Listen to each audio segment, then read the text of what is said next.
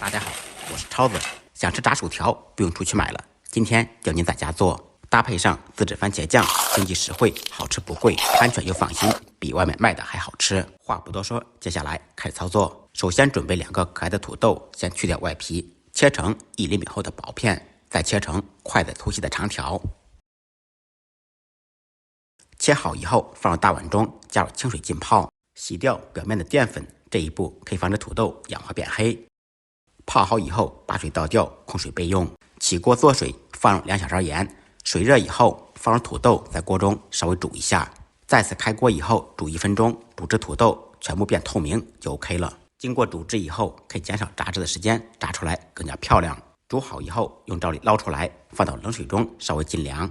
切记不要把土豆煮过煮面，否则炸出来不脆。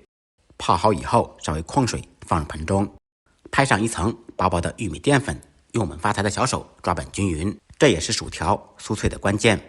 首选玉米淀粉，酥脆不粘连。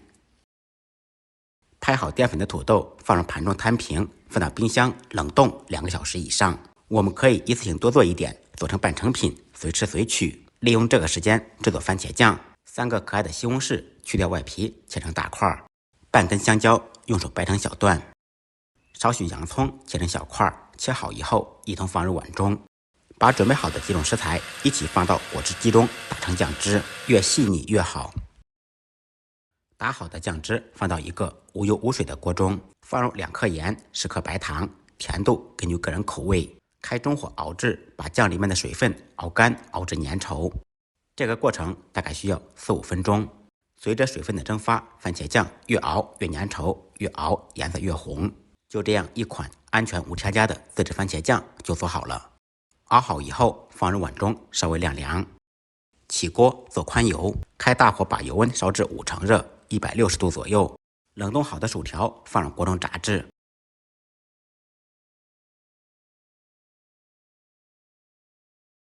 薯条下锅以后，先不要着急搅动，10几秒钟炸至定型，再用罩里搅动。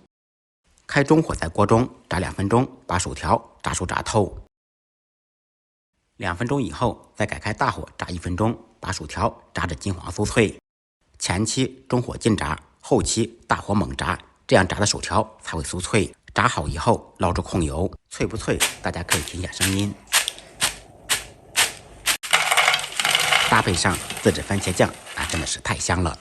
想吃薯条不用出去买了，自己在家做，好吃不贵，经济实惠，安全又放心。如果您喜欢我的视频，马上动动您发财的小手，点个关注，点个赞，再忙再累，记得按时吃饭。下期视频见，拜拜。